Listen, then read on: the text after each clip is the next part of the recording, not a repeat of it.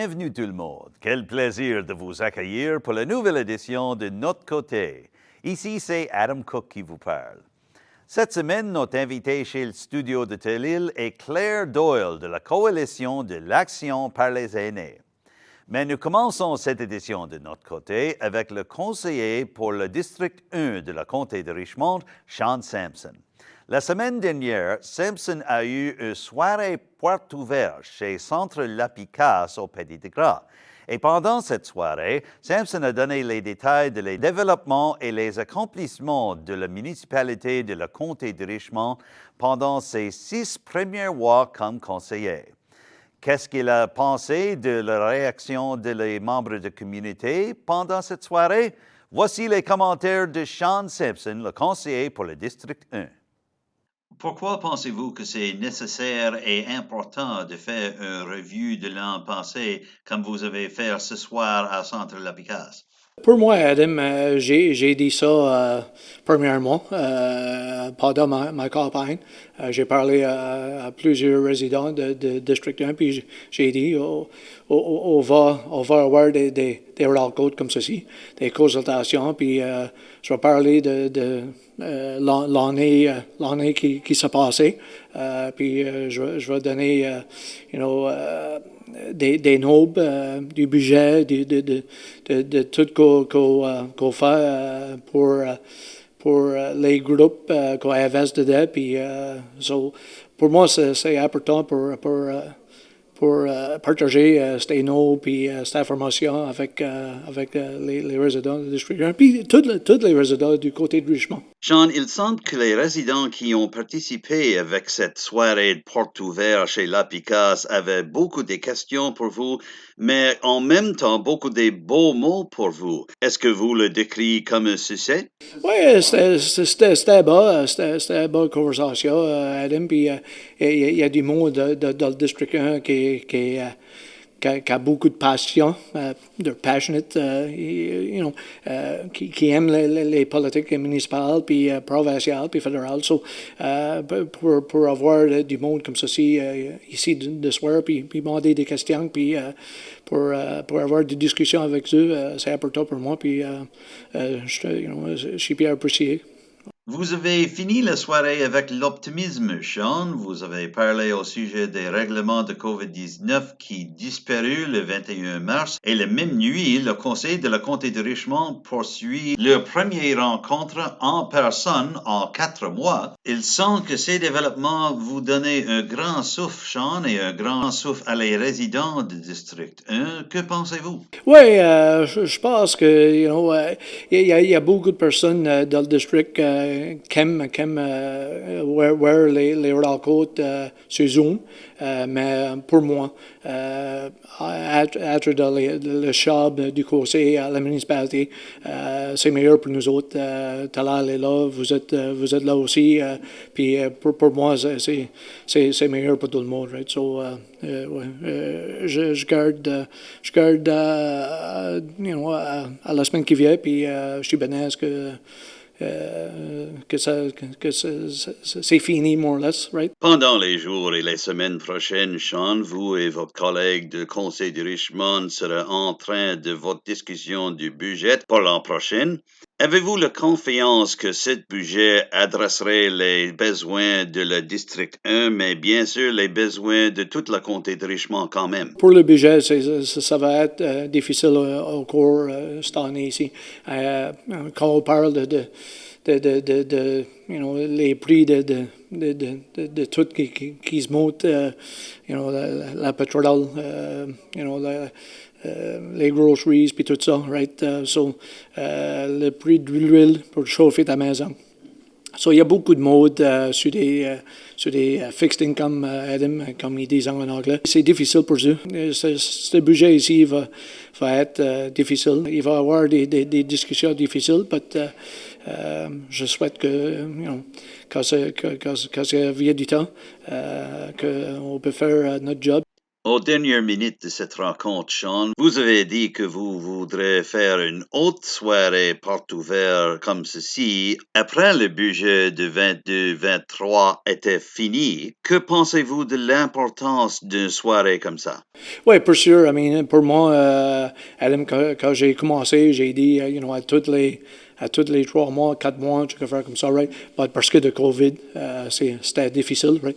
À cette heure que le COVID, hopefully, est derrière nous autres, après le budget, dans, 3 mois ou so après le budget est fini puis final, je vais avoir une rencontre ici encore, puis on va parler de ça. Nous apprécions beaucoup vos temps pour notre côté ce soir, Sean. Avez-vous quelque chose d'ajouter avant qu'on finisse? Pas du tout, Adam. Pour moi, je te remercie d'être ici de soir. Puis je remercie tout le monde ici. Puis s'il y a des résidents de District 1 ou dans le côté de Richmond qui a des questions pour moi, pour sûr, appelez-moi. Puis je peux répondre des questions que vous avez. C'est pas le problème. Vous savez tout le monde que c'est impossible d'oublier les accomplissements, les victoires et bien sûr la présence de nos aînés et nos retraites ici à Comté de Richmond. Mais la pandémie de COVID-19 a donné les retraites et les aînés plus de problèmes et plus de difficultés qu'ils ont rencontrés pendant leur vie.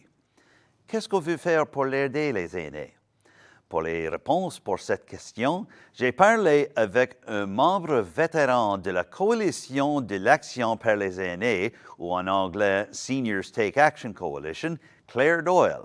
Un grand merci pour ton invitation aujourd'hui. De rien. Avant qu'on procède avec cette interview, il faut que j'explique que Claire Doyle a fait la plupart de cette interview en anglais, mais elle a donné les commentaires à quelque part en français. Nous les donnerons pour vous quand ils sont arrivés, mais les autres fois, je fais la traduction en français. Claire Doyle a commencé avec la nouvelle poste de connecteur de communauté en février. Cette poste était rendue possible pour la Coalition de l'Action par les aînés grâce à l'argent provincial qu'on appelle un Wellness Grant qui était assuré par le Conseil de santé communautaire Strait Richmond. Et une des priorités pour la direction de cet argent provincial sera l'inclusion sociale pour les aînés. Vivre avec le COVID ces deux dernières années a été dur. Ça a été dur pour tout le monde. Et surtout et en particulier pour les personnes âgées de notre communauté. Bien sûr.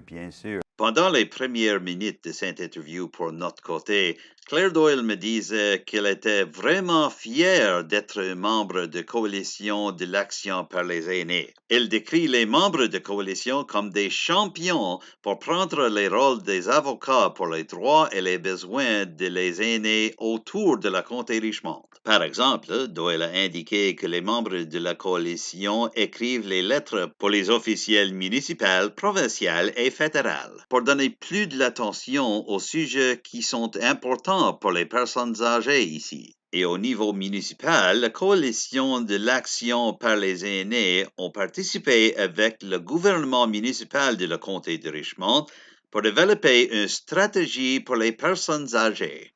Claire Doyle poursuit sa nouvelle poste avec la Coalition pendant les 3 prochains mois. Et elle voudrait commencer par communiquer avec les 11 clubs d'aînés autour de la Comté de Richmond. Mais quand même, Claire Doyle voudrait parler avec beaucoup des organisations autour de la Comté de Richmond. Ces organisations étaient les partenaires de la Coalition de l'Action par les aînés depuis sa formation en 2016. Maintenant, nous vous présentons ces organisations en anglais. The Retired Teachers Association is one of them. The municipality, they have a good relationship with the municipality. Le regroupement des aînés et des âmes de la Nouvelle-Écosse. Richmond County Senior Council, they're one of their working partners. Strait Richmond Housing Matters Coalition that really does a lot of work in affordable housing. Claire Doyle voit sa nouvelle position avec la coalition avec vraiment d'importance quand on pense de la difficulté qui se poursuit pendant les 2 ans de COVID-19. La pandémie avait les effets sérieux pour les individuels, mais aussi pour les groupes et les clubs des aînés qui n'avaient pas poursuivi leurs activités spéciales. Mais avec la fin de la grande majorité des règlements concernant la COVID-19 à Nouvelle-Écosse le 21 mars, les clubs des aînés sont préparés pour poursuivre leur souper, leur classe d'activité physique, leurs jeux de cartes et quelques autres activités pour les aînés individuels et en groupe autour de la comté de Richmond. Et avec cette nouvelle réalité, Claire Doyle était excitée de communiquer avec les exécutifs des clubs des aînés pour préparer les nouvelles listes des membres de ces clubs que Doyle a décrivées comme les cœurs de la communauté. Adam, ça fait chaud au cœur de voir la résilience au sein de la communauté des aînés. C'était vraiment agréable, c'était vraiment beau. J'ai dit pour plusieurs années que ce sont les aînés qui bâtirent notre communauté. Pour sûr, oui. Yeah. Il y a, dans les groupes, on voit qu'il y a des pensées et 1000 de membres dans tout Richmond. Oui. Des membres qui visitent, qui travaillent, qui font du travail volontaire. Pas qui fait du travail volontaire. Il y a un groupe qui fait du travail volontaire. Mais il y a beaucoup des années qui viennent pour les programmes qu'ils mettent ensemble. Oui. C'est vraiment beau. Oui, beaucoup de bénévoles chez les aînés de Comté Richmond. Oui, bien beaucoup. sûr. Oui, c'est beau. Après cette discussion, j'ai posé la question à Claire Doyle au sujet de ses objectifs de petit mandat pour ce nouvel poste de connecteur de communauté. Elle a répondu qu'une priorité immédiate, c'est de contacter les présidents et les exécutifs de groupes des aînés autour de la comté Richmond pour avoir des conversations constructives au sujet de les besoins de ces groupes et les besoins de les aînés quand même en chaque communauté. Selon Doyle, la pandémie de COVID-19 a terminé ou bloqué ces conversations pendant les 2 années dernières. Et c'est une priorité pour la coalition de poursuivre ces conversations et de trouver les vraies peurs et les vrais besoins des aînés en comté Richmond à ce moment. Elle voudrait aussi préparer un inventaire des ressources pour les aînés ici et préparer une liste pour la coalition avec les actions pour leurs collègues pour aider et augmenter la vie pour les aînés au comté Richmond. Garde aux objectifs long terme pour sa poste de connecteur de communauté, Doyle voudrait procurer l'information relevante pour la coalition. Aussi, elle veut plusieurs communications entre la coalition, les groupes des aînés et les aînés eux-mêmes ici à Comté Richmond. Mais en même temps, Doyle voudrait développer une meilleure compréhension elle-même des peurs, des besoins et des forces individuelles des aînés ici au comté Richmond, pour le présent et pour le futur. Mon interview avec Claire Doyle pour notre côté a aussi discuté le désir de Nova Scotia Power de grandir les taux d'électricité en quelques mois. Doyle a dit que la coalition de l'action par les aînés était vraiment occupée avec cette concern parce que les aînés à ce moment à comté Richmond avoir les choix difficiles de payer pour le taux d'électricité, pour payer pour la nourriture et les essentiels de leur maison et de payer pour le pétrole. Malgré tout ça, Doyle notait que Nova Scotia Power voudrait grandir les taux d'électricité par 10% pendant les 3 prochaines années. La corporation voudrait aussi imposer un taux de recouvrement de tempête de 2%. Et une garantie de 9,5% pour les profits annuels. Selon Doyle, les taux d'électricité ici à Nouvelle-Écosse est presque le plus haut entre du Canada. La coalition de l'action par les aînés voudrait que le gouvernement provincial arrête l'application de Nova Scotia Power pour grandir les taux d'électricité pendant les 3 prochaines années. Mais la coalition et les aînés de comté de Richmond n'avaient pas beaucoup de temps pour présenter leur position au gouvernement provincial parce que la législature provinciale sera fermée pendant la 3e semaine d'avril et le gouvernement provincial n'accepterait pas les signatures électroniques ou les pétitions sur ligne en ces cas.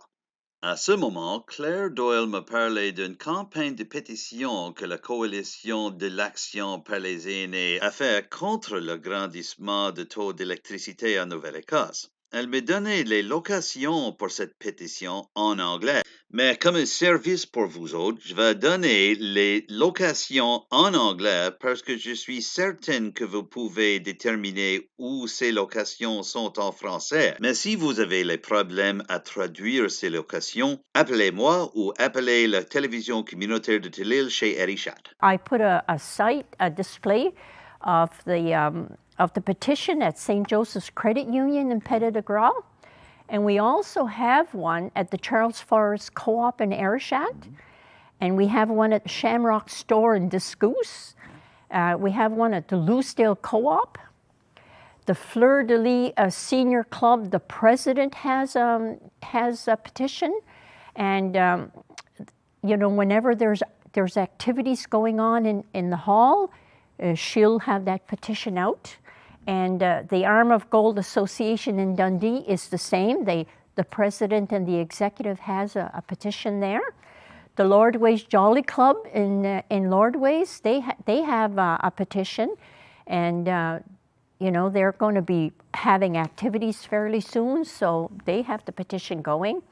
Michelle McPhee at the Kingston Memorial Clinic in Lordways, she has a petition too. There's a petition out at the CNM Video in St. Peter's and at the Farmer's Pantry in St. Peter's. Avant la fin de notre interview, Claire Doyle me disait que beaucoup de personnes autour de la comté de Richmond ont écrit leur nom sur la pétition contre le grandissement des taux d'électricité. Elle a dit aussi que la campagne de la coalition a grandi à son élan. C'est un grand plaisir de vous accueillir ici à Tellil pour parler de votre nouveau poste de connecteur de communauté. Merci beaucoup, Claire Doyle, pour m'avoir donné quelques minutes aujourd'hui. Merci beaucoup. Donc, nous avons arrivé à la fin de cette édition de Notre Côté pour cette semaine. Merci beaucoup pour me rejoindre et un grand merci à mes invités cette semaine, Claire Doyle et Sean Sampson. Et merci encore à mes coéquipiers de télévision communautaire de Tellil, Nick Boudreau et Becky Borono, pour leur assistance au studio cette semaine.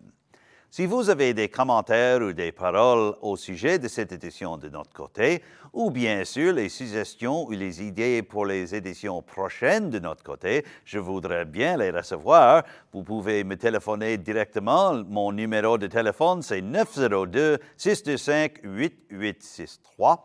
Et vous pouvez me donner un appel électronique. L'adresse est adamjrcook, cook avec un E, @gmail.com. Vous pouvez donner les suggestions ou les commentaires chez Tellil lui-même. Le numéro de télévision communautaire de Tellil chez Erichat, c'est 902-226-1928. Et la meilleure adresse électronique pour utiliser, c'est tellil@tellil.tv. Suivez-vous Tellil chez les niveaux de médias sociaux. Nous avons les réseaux de Facebook, Twitter, Instagram et YouTube. Et notre réseau de YouTube pour Tellil avec chaque édition de Notre Côté, avec cette édition quand même, et toutes les éditions de notre programme en anglais, Tellil 24/7, Tellil 24/7 et Roundtable. Donc, c'est Adam Cook qui vous parle. Merci encore pour me rejoindre pour cette édition de Notre Côté. Je retourne à une semaine avec une nouvelle édition pour vous autres. À bientôt, mes amis.